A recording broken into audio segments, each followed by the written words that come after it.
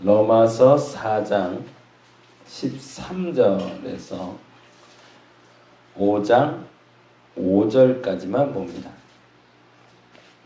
6절까지 봐야 말이 끊기는데 6절까지 볼까요? 6절까지 13절에서 5장 6절까지 같이 한 목소리로 읽도록 하겠습니다.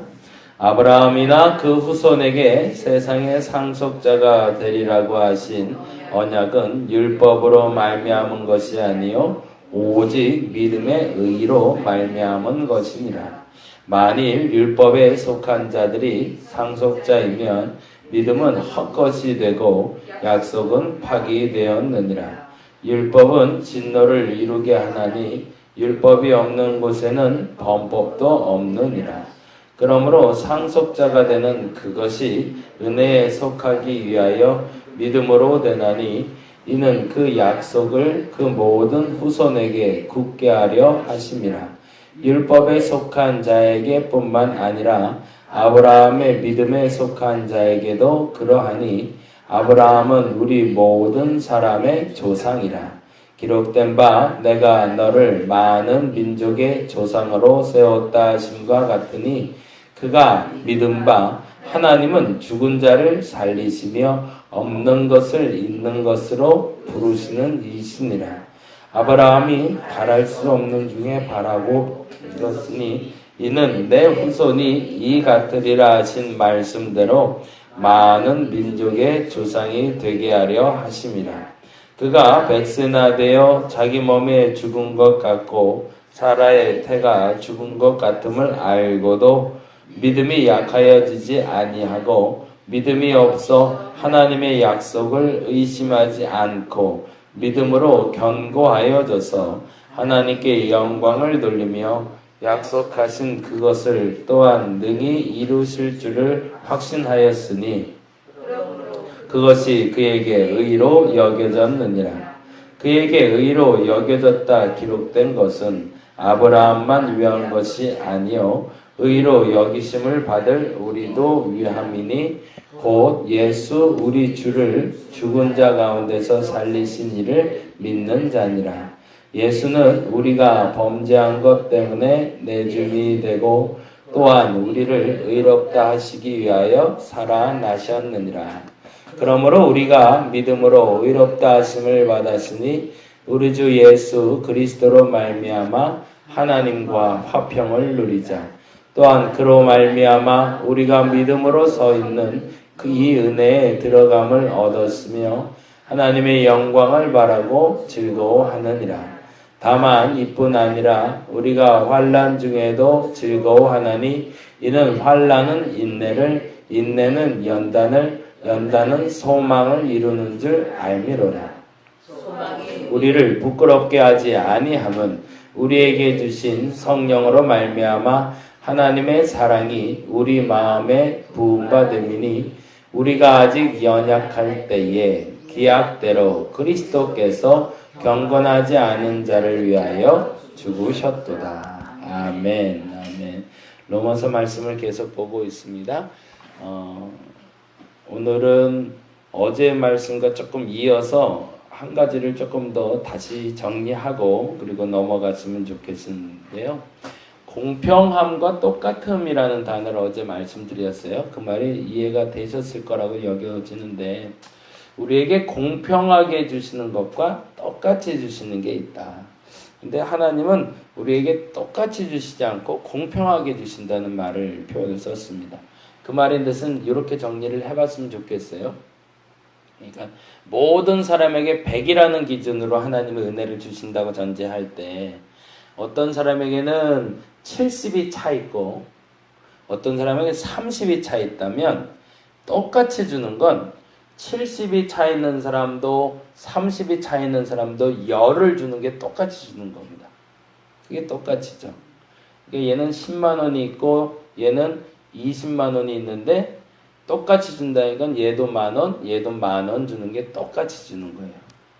근데 공평하게 준다는 건 뭘까요?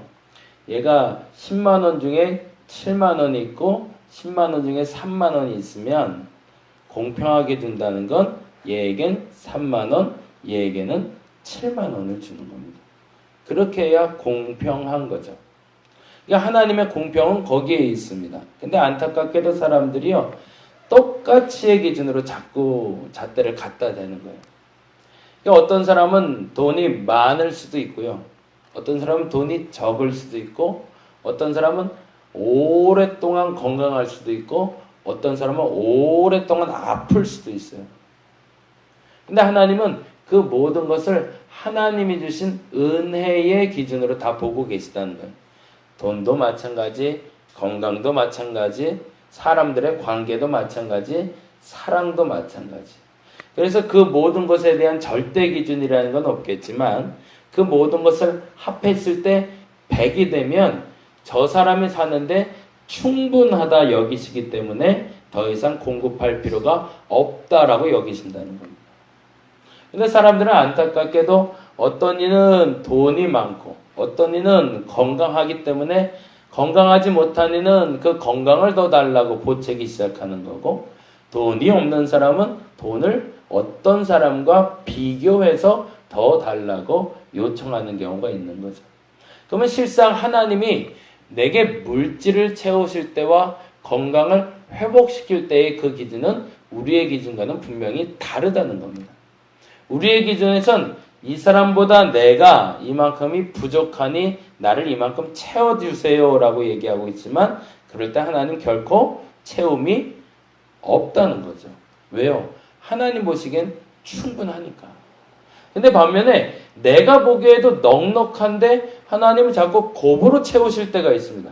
그때 뭘까요? 내게는 충분하고 여겨지지만 하나님 보시기엔 더 필요하다고 여기기 때문에 그렇습니다.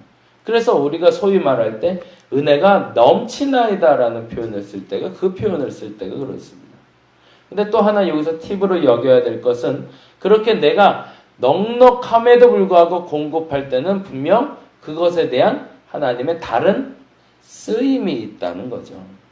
그래서 물질을 내게 이 예가 명확한 예는 아니지만 만약 10만 원으로도 내가 평생을 살기에 부족하지 않은 사람이 있는데 갑자기 하나님이 이 10만 원에 덤으로 10만 원을 더 주셨다면 그 10만 원은 나를 위해서 주신 것이 아니라 그 누군가를 위해서 베풀라고 주신 물질이라는 거죠. 건강도 마찬가지로 제가 예전에 한번 그런 간증을 한번 한 적이 있는데 제가 굉장히 건강한 체질이거든요. 몸이 그렇게 많이 아플 일이 없어요. 그게 참 감사해요. 제가 그게 주의 은혜로 여겨요. 웬만해선 많이 아프지 않아요. 그리고 꼭 1년에 한 번 정도 아리를 할 때도 있는데 그거는 뭐 감기 몸살 정도 한 번이지. 그건 하나님 주신 독특한 은혜라고 생각해요. 근데 어느 날인가 제가 금식을 하다가 크게 깨달은 게 있었어요. 그게 뭐냐면 제가 사순절 기간 동안은 부목사를 하면서도 한 4일이나 5일 동안 금식을 좀 했거든요. 어떤 때는 온종일 금식도 해보고 물만 먹고도 지내봤는데요. 충격적인 생각이 들었던 게 뭐냐면요. 한 이틀을 굶었는데도요. 전혀 몸에 요동이 없더라고요. 배고픔도 없고요. 힘듦도 없고요. 그리고 체력이 딸리질 않는 거예요.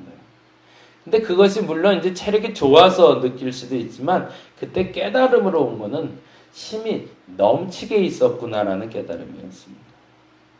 근데 그 넘치게 있는 힘을 나를 위해서 사용하면 뭐가 될까요? 그게 바로 죄가 되는 거죠. 근데 그 넘치게 주신 것이 있음을 깨닫고 그것을 그 누군가를 위해서 활용하기 시작하면 그거는 그리스도의 덕을 끼치는 것이 되는 겁니다. 저와 여러분에게 그 균등한 조건이 갖춰지고 있는지를 보시기 바랍니다. 그리고 하나님이 필요에 따라 채우신다는 것이 어떤 것인지를 안다면 오늘 로마서 5장을 읽어낼 수 있습니다. 이제 5장으로 한번 들어가 볼게요. 그 얘기를 했던 이유가 바로 5장 3절부터 있는 단어를 설명하기 위해서입니다. 5장 3절 말씀 같이 한번 읽어볼까요?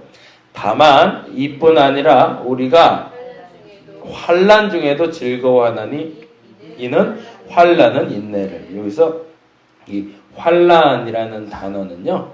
외적인 고통이 다가오는 것을 말합니다. 내적인 고통이 아니라 외적으로. 그러니까 내가 뿐만 아니라 다른 사람들도 저 사람 힘드네? 라고 말할 수 있는 고통이 내게 임했다라는 겁니다. 근데 보다 정확한 표현이 이렇게 나와요. 환난 중에도 즐거워한다라는 표현이 나와요. 이게 환난 더하기 즐거움이 같이 갈 수 있는 것을 그리스도인들이 겪는 고난이라고 얘기합니다. 이게 똑같은 거라는 거죠. 하영조 목사님은 병원에 입원하면 아주 너무너무 행복해 하셨대요. 복음을 전할 수 있어서. 근데 그 복음을 전할 수 있는 곳을 가둬놓고 전할 수 있어서 너무 좋아하셨대요. 딴 데 가서는 일부러 내가 만나러 다녀야 되지만 여기는 꼼짝없이 나하고 같이 갇혀있는 사람들이잖아요. 그래서 복음을 제대로 전할 수 있어서 그 안에서 그분이 병원에 입원할 때마다 거기서 성경 공부를 하셨대요. 그 환자들을 데리고. 대단하신 거죠. 그 환난 중에도 즐거워할 수 있는 사람이 있습니다. 그것을 우리는 그리스도인이다 라고 얘기합니다. 근데 이유가 있는데 그 다음에 나오는 거죠. 3절부터 4절 다시 한번 연결해서 있습니다. 다만 이뿐 아니라 우리가 환난 중에도 즐거워하나니 이는 환난은 인내를, 인내는 연단을, 연단은 소망을 이루는 줄 알미로라. 여기서 인내라는 단어는 무엇 아래에 거하다 라는 뜻을 갖고 있습니다. 무엇 아래에 거하다. 환난을 피하는 방법을 알려주고 있습니다. 어려움이 온다라고 말할 때 사람들은 그 어려움에 맞부딪히려고 애를 씁니다. 그래서 부딪혀서 내가 깨지던가 그가 깨지던가 둘 중에 하나가 깨져야 끝나는 싸움이라고 얘기하는데 이 어려움이 올 때 그리스도인들은 그 어려움 아래에 거하기 시작하면 그 즐거움을 느낄 수 있다라는 겁니다.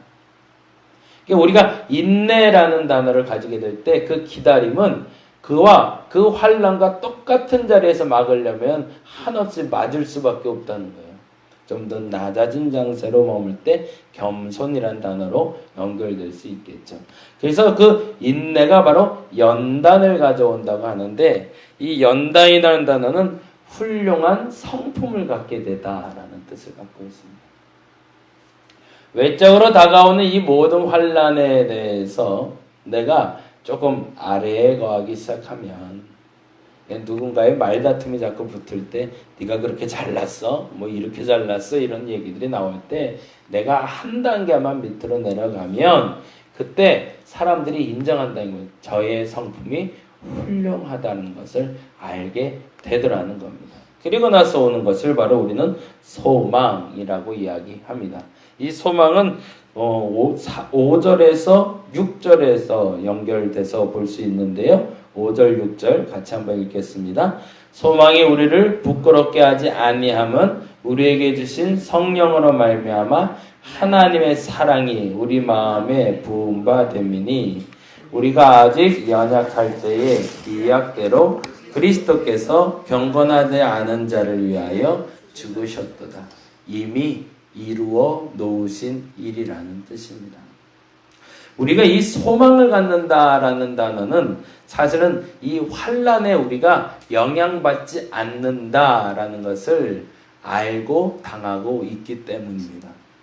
저와 여러분에게 닥쳐올 환난이라고 얘기할 때 이 외적인 고난이 상대적인 고난이 아니기를 간절히 바랍니다.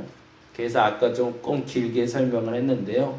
사람들이 어렵다라고 느낄 때 그 기준이 어디에 있는가라는 겁니다. 내가 무엇이 필요하다라고 느낄 때 그 기준은 매우 상대적인 겁니다. 근데 앞서 말씀드린 대로 하나님은 모든 사람에게 온전하게 공평하게 채우고 계십니다. 그걸 인정하기 시작하면 하나님 앞에 오는 환난인지 내가 뭘 잘못해서인지 내 어떤 욕심 때문에 당하는 환난인지 알게 되더라는 겁니다. 상대적인 비교에서 오는 고통이라고 여겨진다면 그거는 내가 빨리 빠져나가야 될 고통입니다. 그건 하나님이 주신 고통이 아닙니다. 왜 똑같이 열심히 일하는데 저 사람은 부유하게 되고 저 사람은 건강하게 되고 난 건강치 못하고 난 부유하지 못하지 라고 말하고 있다면 그것은 하나님이 주신 환난이 아니라는 겁니다. 절대적인 기준의 환난이 다가오기 시작할 때 그 환난이 바로 하나님이 주신 환난임을 믿으시고 소망 가운데 즐거워하시라는 얘기입니다. 어떤 얘기인지 조금 이해가 되게 설명하고 있는 건가요? 네. 여러분이 이해할 수 있기를 간절히 바랍니다. 지금부터 여러분에게 어려움이라는 기준에 대해서 조금 구별하시기 바랍니다. 상대적인 어려움은 하나님이 주신 어려움이 아닙니다. 절대적인 어려움이 하나님이 주신 어려움입니다. 그 어려움 가운데 있을 땐 하나님이 여러분에게 기쁨과 소망을 주기 위한 어려움인 줄 아시고 감사하시기 바랍니다.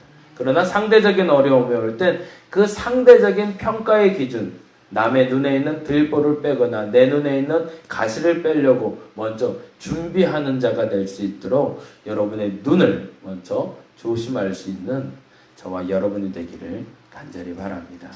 기도하겠습니다.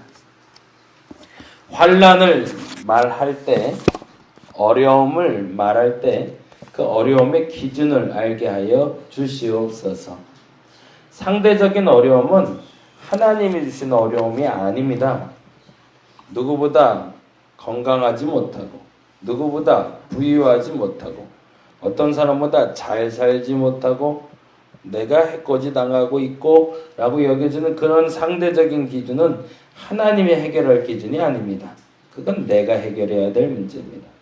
그건 말고 절대적인 어려움이 왔을 때 그것은 하늘의 기쁨을 위한 하나님의 기회임을 알아듣게 하여 주옵소서.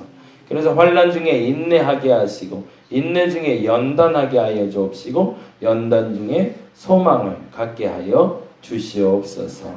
분명한 믿음의 사람들 되길 원합니다. 저들의 믿음을 통해서 하나님 역사하여 주시옵소서. 환난을 이겨낼 수 있는 믿음 허락하여 주시옵소서.